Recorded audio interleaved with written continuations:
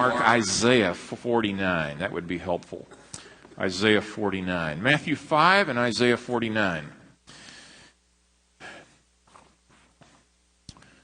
Well, thanks very much, Jonathan, for leading us in worship, and thank you, Jason, for leading us in that prayer a moment ago. And I want to welcome all of you who are here for the beginning of your classes at Baylor University, and for some parents who are here with your children today.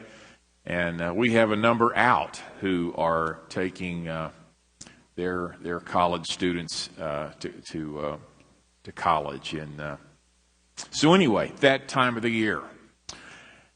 You know, this is an important one.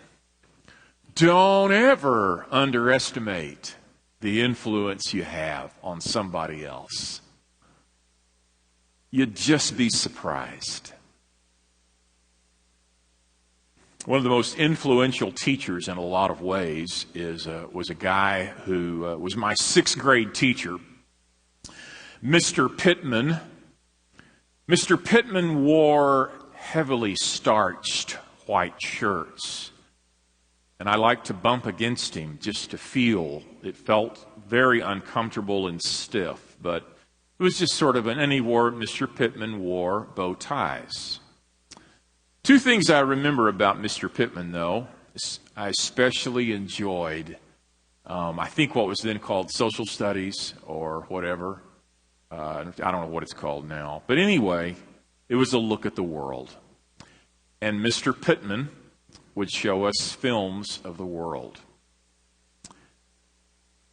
And I remember sitting in this class day after day, watching documentaries of Finland and Norway and Ireland and Scotland and Japan, and on it went. And I got to where I looked forward to that every day, because it just made me think about how much bigger the world was. In sixth grade, I mean, it just seemed to me that the world, as big as the world was, well, that meant the people who lived up there in New York, or in Chicago, or out there in California somewhere, where the television things come from. And oh boy, we learned in that class that it went way beyond that. Second thing I learned in Mr. Pittman's class. Mr. Pittman said one day, now this is going to be a throwback to the past, so get ready. Mr. Pittman said one day, I want you to bring in current event articles. This was out of something archaic known as a newspaper, like made out of real paper. My parents got it every morning, and it was like thick. And he said, I want you to bring articles from the newspaper, current events. I had to ask what that meant. Current events. And when you do, you'll get chocolate for each one. I'm thinking, man, I could do that. I mean, the only thing I have to avoid, according to Mr. Pittman, was the sports page, which I read thoroughly every day. Just go the other places, bring in what's happening. And I did that, and after a couple of weeks of doing that, I began to read some of those articles about what was happening in the nation. I thought, wow.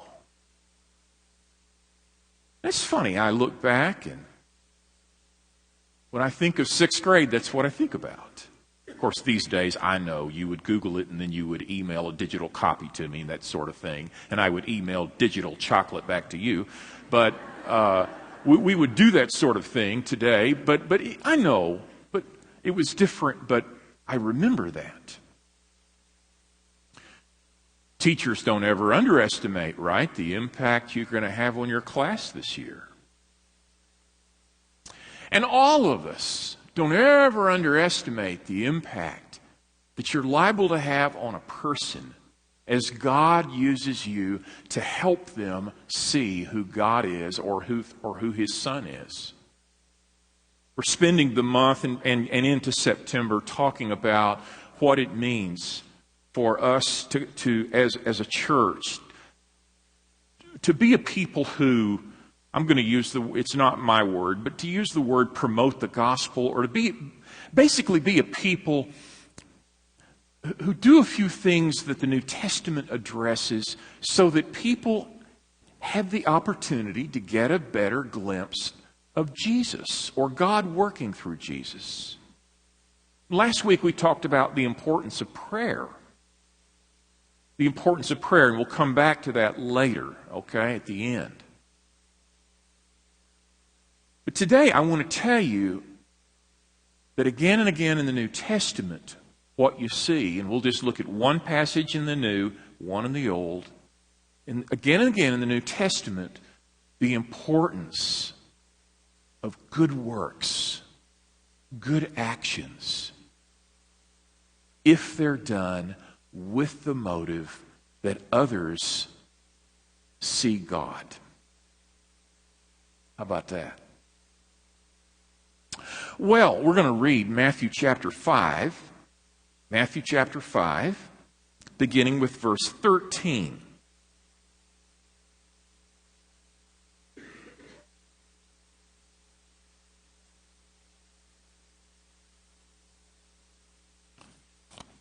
You are the salt of the earth. And by the way, this is right in the middle of what we generally refer to as the Sermon on the Mount.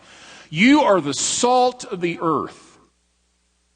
But if the salt loses its saltiness, how can it be made salty again?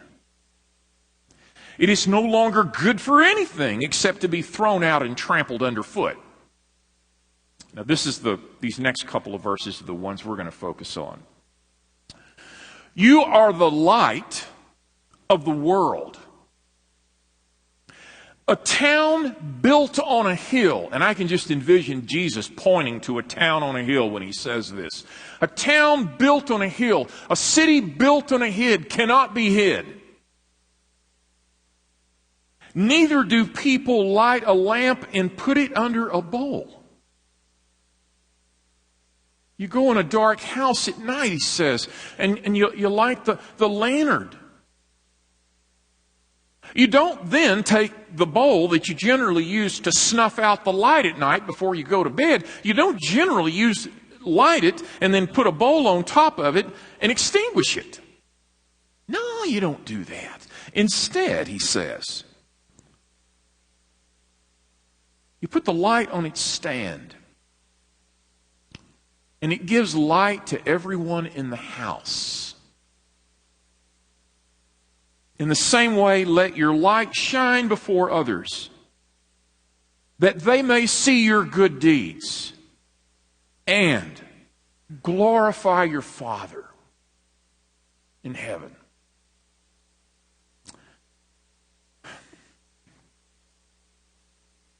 These are the words of Jesus. It's interesting as you read through here the plurals. You are the salt of the earth. You are the light of the world. This isn't just addressed to individual Christians. But Jesus has in mind what these kingdom people are going to be like, what these Christ followers are going to be like. And he says, you guys, I want you to listen to me. The idea is for you to be the kind of light that really does impact an entire house. I love this imagery. You know, the idea is not for you to get near Christ and then go hide in a closet or try to figure out how you can somehow hide the fact that you follow Christ. That's not the idea at all. The idea is that you allow yourself, listen to this, you allow yourself to be what you're becoming already. Just to be that. You do not worship God without changing. Some old boy asked me years ago, after some long assembly on Sunday morning, how long does it take to do all five anyway? I don't know how long it takes. I'll tell you, it generally takes years to get formed and shaped into Christ's image. Nobody worships God without changing.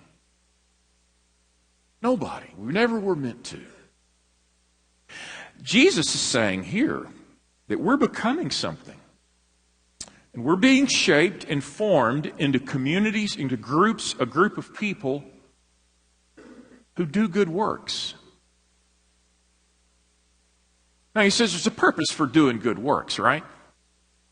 I mean, if I ask you, who will sign up for good works this morning? Of course, you get immediate response from this group over here.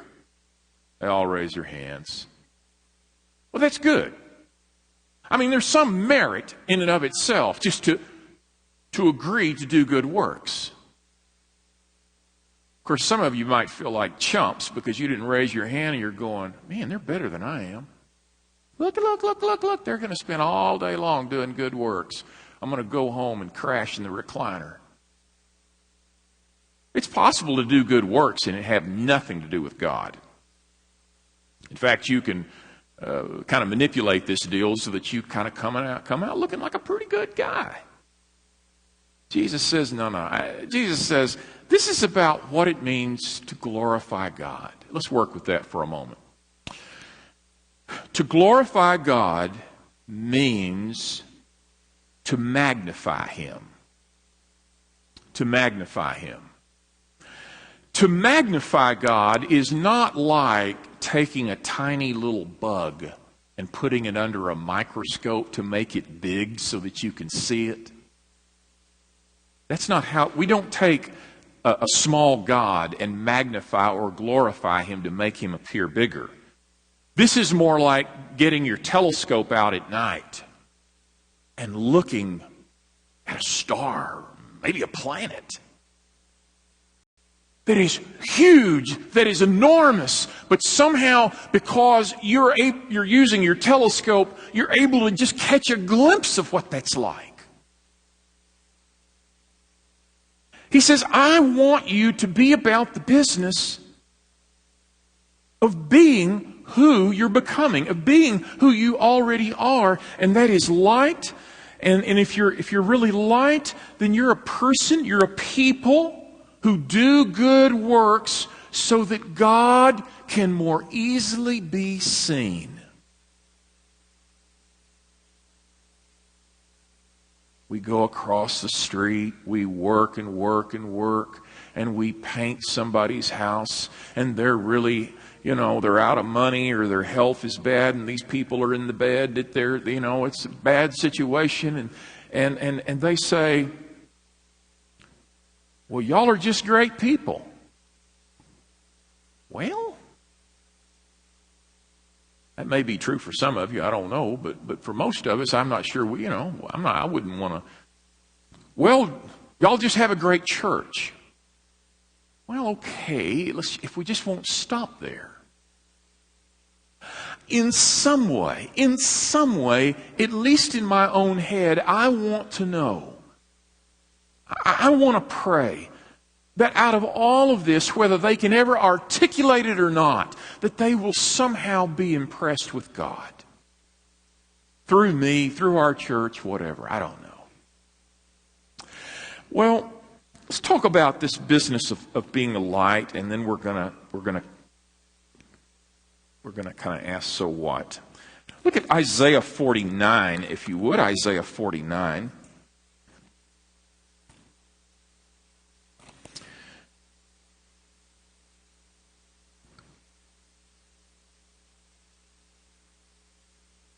Let's start reading with verse 1, and we'll read through verse 6. And I sure appreciate you bringing your Bible, or your phone, or whatever you got, your Kindle. Isaiah 49. Listen to me, you islands. Hear this, you distant nations. Before I was born, the Lord called me. From my mother's womb, He has spoken my name. He made my mouth like a sharpened sword, and in the shadow of His hand He hid me. He made me into a polished arrow and concealed me in His quiver. And he said to me, "You are my servant, Israel, in whom I will display my splendor." See, it was always God's intent for people to look at His people and for them to go, "Wow, isn't their God something?" Because they're displaying His splendor. But I said, "I have labored in vain. I have spent my strength for nothing at all.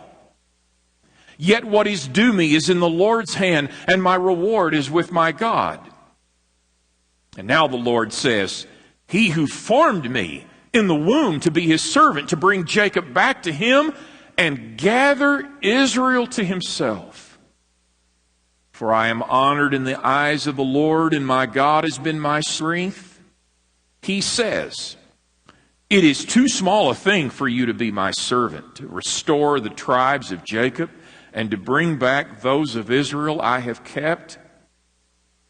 It's too small just to focus on bringing Israel back to right relationship with Him. Bringing Israel, I think what this is alluding to, is back to Jerusalem. It's too small. "I will also make you a light for the Gentiles." I think we got a lot of Gentiles in the room, right? Right? Gentiles, anybody that's not a Jew, not a Jewish person? I want you to be a light, not just to fellow Jews, but to all peoples, all nations. And it gets even bigger. Look at the next line. "That my salvation reaches to the ends of the earth." How do you get to earth's end? I don't know. I mean, this is as far as I can stretch my hands out. We can get the muscle guys down here and you can pull one arm and the other pull the other. We can see if it can go out farther. I don't know. But the point is this. From end to end, God loves this earth. Syria, Iran, Iraq, Scotland, Ireland, Japan, Singapore, Hong Kong, California, Oklahoma, Texas, Central Texas. God's people are never to be racist. God's people are never to prefer certain ethnic groups. God's people are to catch His vision. That I want you to be a light to the world. Israel, all Gentiles, from end to end. Wow. And what does He want? He wants Israel, Gentiles, and all the earth to know that our God reigns. Years later, in the books of Matthew, Mark, Luke, and John, it's the same message. But it's our God reigns through King Jesus in His kingdom. So, back to the Sermon on the Mount. Where in the world do these good deeds come from? Now, there's something to be said for rolling up your sleeves, right? Good deeds require some effort, some work, good deeds are just that. They're good works. But good deeds are more. Good deeds are more than just kind of what you do because you volunteer or you signed up. Get this one. Good deeds are the result of inside-out change. It was always God's intention. It was always God's intention that all of us listen to King Jesus and allow King Jesus to create inside-out change. By the way, that's what worship does. And by the way, that's what ministry does. It creates inside-out change. The point is not to just do a lot of good works. The point is to allow Jesus to change you so that the most natural thing you can do is to bless somebody. Inside-out change. It's talked about in detail in Matthew 5 and 6 and 7. I've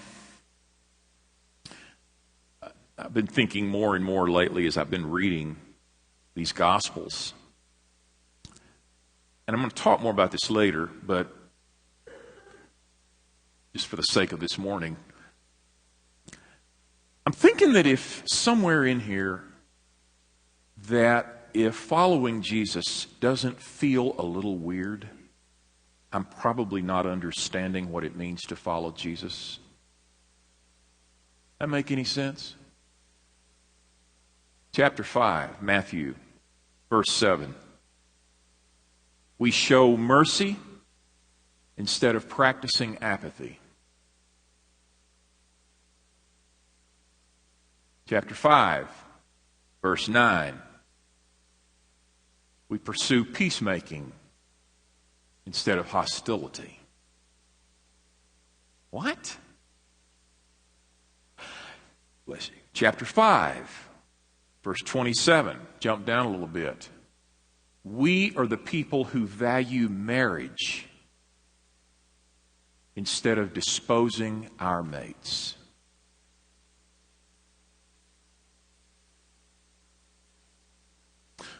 Jump down a little bit more. Verse 37. We're the people who speak truth instead of lying to people.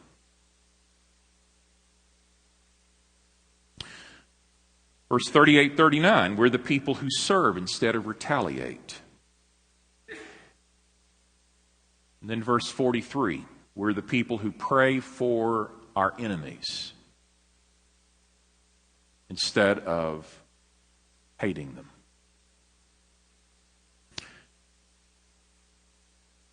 And you said, well, okay, I know all that. Glad you do. I do too. Knowing is not the issue. The question we've got to raise is, if I take seriously what Jesus is saying, and I even commit to doing this and being this way, what would this look like? This is an inside-out change, my goodness. Some of you know what it is to have surgery. Oh, brother. That is not, and the more invasive it is, I know these days you slip in at 9 and have surgery and you're out at 9:20. But these invasive surgeries, I'm going to tell you, you get near Jesus and you're getting near major invasive surgery of the soul. He will mess with you.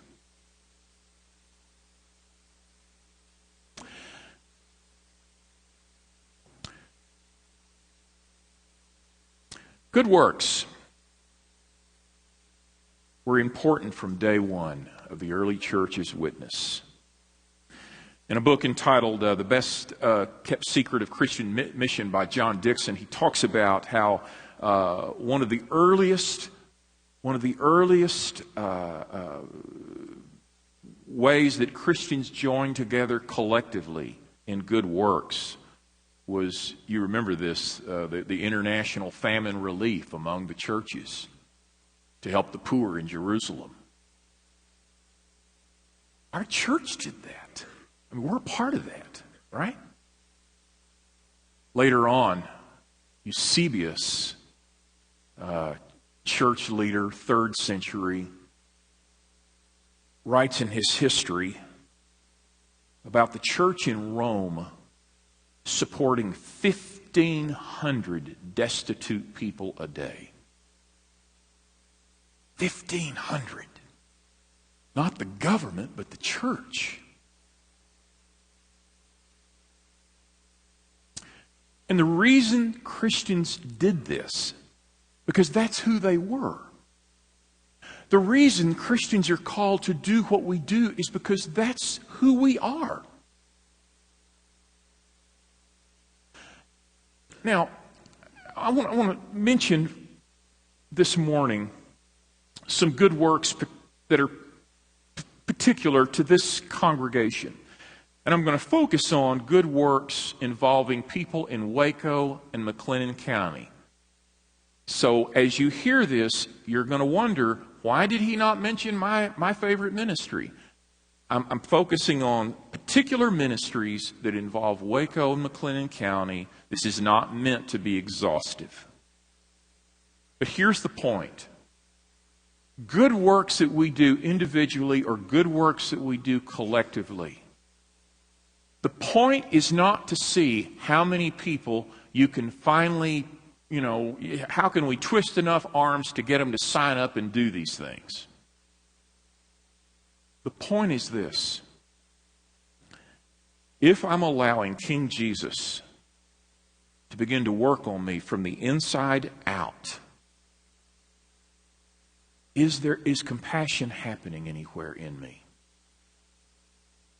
Is there a willingness to be helpful, whether it's the person at the office or somebody here in the community, or somebody here living in the community who I don't know? I want to mention a couple of things. There are lots of good works that we get to participate in as a church. One of those good works is our food ministry, led by Shirley Davidson and Carrie Driscoll. Boxes of food are ready for people who need food every Monday and Thursday. People are coming. There's a door, see through that dark way where the little exit sign is. There's a door over there, and these people are knocking at the door, and you can see the cars there on Mondays and Thursdays.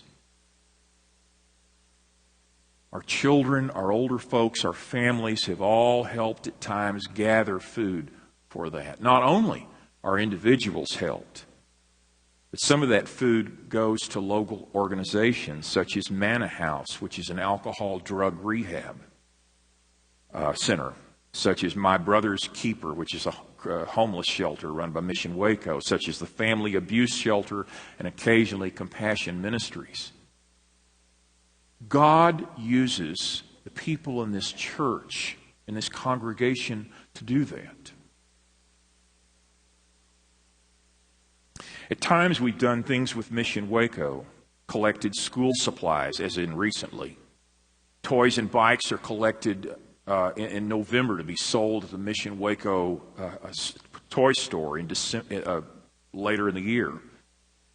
Some of us work in the Mission Waco toy store. Some of you have gone on mission trips sponsored by Mission Waco. This church does a lot of work with CareNet, which is a wonderful organization that is especially focused on helping young women pregnant in crisis times of their lives. And for years and years, long ago, began collecting baskets of items to help get these young mothers started. Some of you participate in the CareNet Walk every year, which is a fundraiser for them. Some of you go to the banquet, which is a fundraiser for them. Those are good things. This church is involved in Meals on Wheels, and for a number of years, people from in this room leave and take hot meals to people who are homebound. All of this in this city. Some of you have worked for a number of years in FriendSpeak, which is a ministry that, among other things, helps people learn the English language by reading the Bible. There's a community parenting class that is taught regularly by Scott Talley, and a number of people from our community have gone through that class. Our kids go to camp every year. This year it was at Camp Pettijohn in Oklahoma, but it doesn't just involve our kids. Kids who have been students at Sul Ross Elementary have gone for a number of years.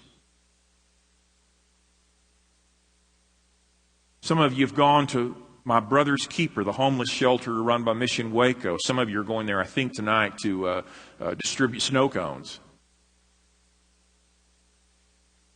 I learned last week that several of you volunteer with an organization called the Shepherd's Heart, which distributes food, not cooked food, but uncooked food and clothing to needy people. If you walk into our community center during the week, you will see neighborhood kids go over there playing basketball and people walking. You'll see groups, everything from Al-Anon to Alzheimer's groups, which meets. Now, what I'm saying is this. Do not underestimate the power of God to work through good works.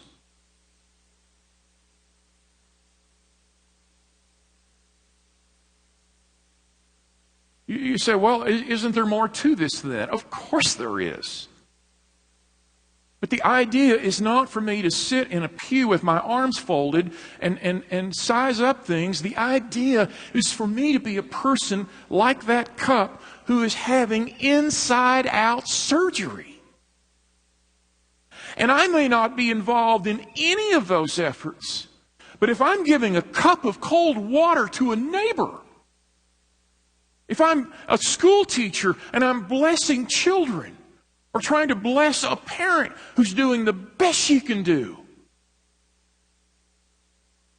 those are godly actions which, when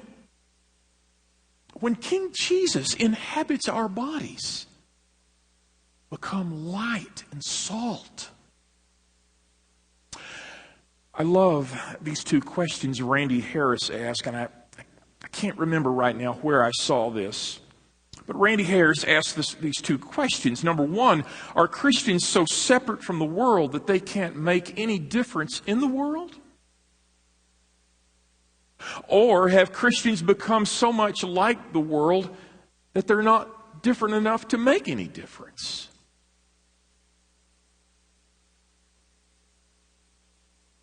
Those are two good questions. But I want you to notice that in this text, Jesus does not say, I want you to become light. He says that's what you are. The point is not you need to do more. The point is be who you are. Be who you are. Providence Hospital and Hillcrest, those are some pretty dangerous places to go. And I'm going to explain why. This has happened on a number of occasions. Young couples will go over there, and then a day or two later, instead of two people going back to their house, there are three. It happens apparently all the time. Now, a number of people are having babies here or are having babies this morning.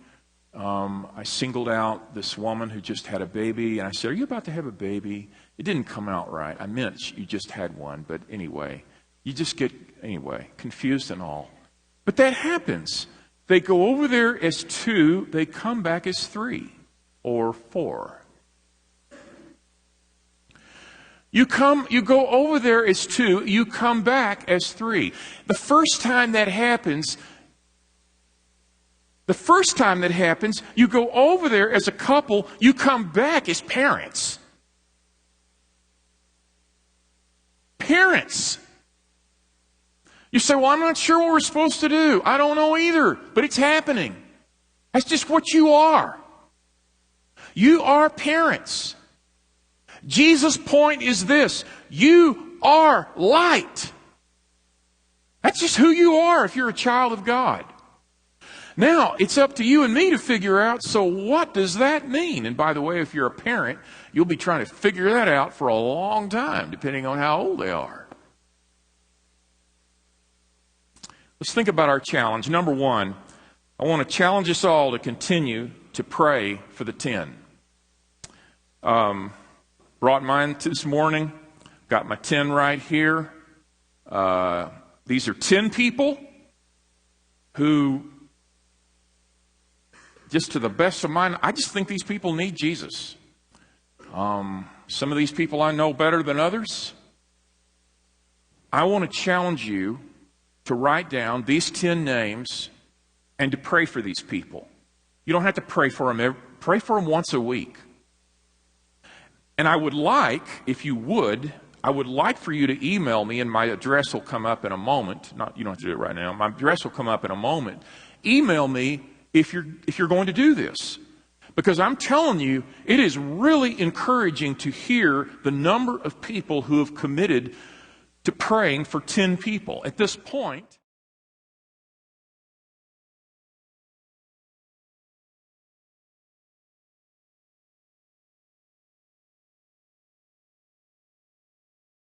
think about that one. 120 people by name, their names are being brought before the Lord from our congregation.